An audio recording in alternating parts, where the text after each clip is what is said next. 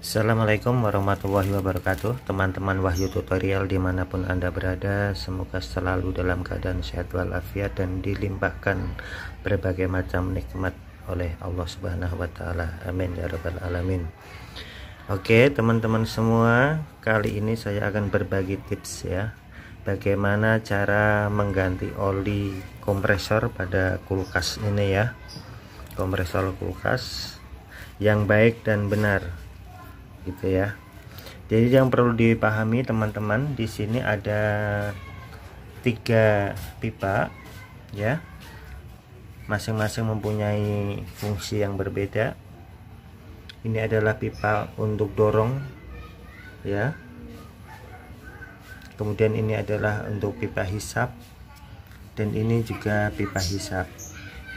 Jadi kalau dalam mengganti oli, teman-teman harus perlu perhatikan ya, mana yang akan diganti olinya, atau pipa mana yang akan kita masukkan oli, itu sangat penting.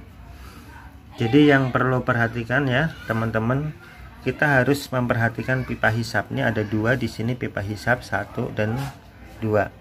Nah yang dekat dengan pipa dorong inilah ya, ini yang dekat dengan pipa dorong inilah yang untuk mengisi oli ya. Ini penting buat teman-teman semua yang masih sama-sama belajar kita ya.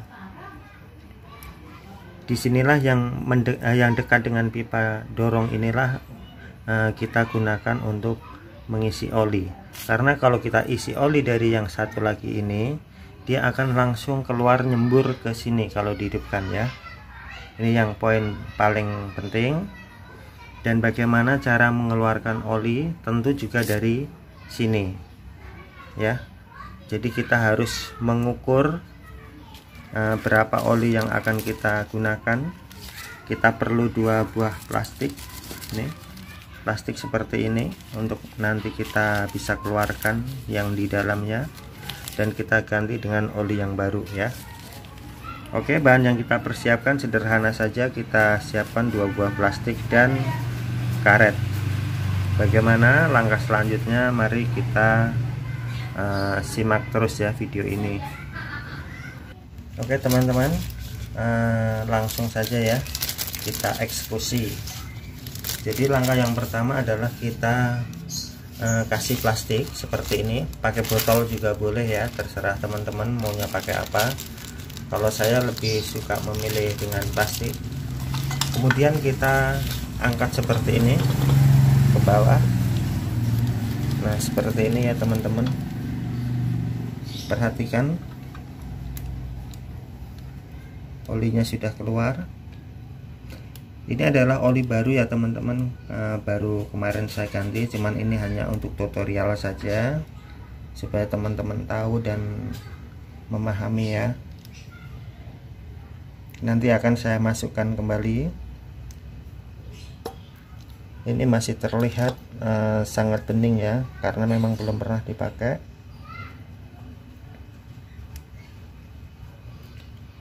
Nah kita tunggu sampai beberapa saat sampai oli benar-benar semua keluar. Oke. Biasanya oli yang sudah dipakai itu dia akan berwarna sedikit kuning ya teman-teman. Kalau ini masih sangat-sangat bening karena memang baru saya ganti, dan takarannya pun cukup sedikit ya teman-teman ya, kira-kira 100 mili ya, nggak banyak. Beda dengan kompresor AC yang sekitar 200 mili, kalau ini sangat beda atau separuhnya lah ya. Oke, lalu bagaimana cara memasukkannya? Kita memasukkannya seperti ini, sama kita ikat dengan plastik. Ini seperti ini ya teman-teman ya. Kita ikat.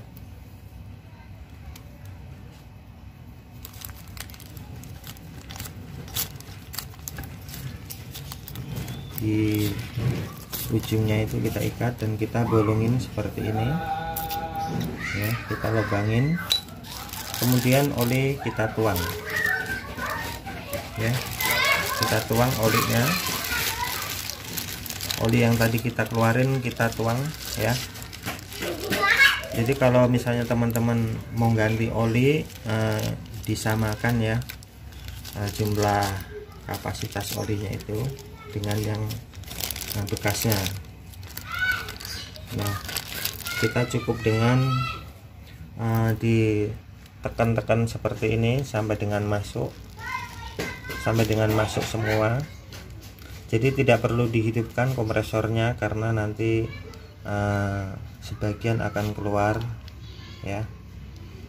Jadi cukup posisi mesin dimatikan dan kita tekan-tekan seperti ini sampai oli itu masuk semua ya, sedikit demi sedikit ya teman-teman ya. Ini adalah cara mengganti oli ya. Ini karena saya masukkan lagi karena memang olinya masih baru ya teman-teman, jadi ini sekedar untuk tutorial saja. Nanti jangan ada yang komplain kok olinya dimasukin lagi, karena ini oli baru. Kalau olinya sudah sangat kuning gitu, kita perlu mengganti. Nah tuh sudah habis teman-teman ya, bisa dilihat. Jadi takarannya pun sama ya. Jika selesai kita lepas seperti ini. Oke. Dan jangan lupa kita memakai oli yang sesuai dengan standar pabrik. Di sini kalau kita perhatikan memakai oli R134, kita juga memakai oli R134 ya. Jadi jangan beda karena beda karakter olinya.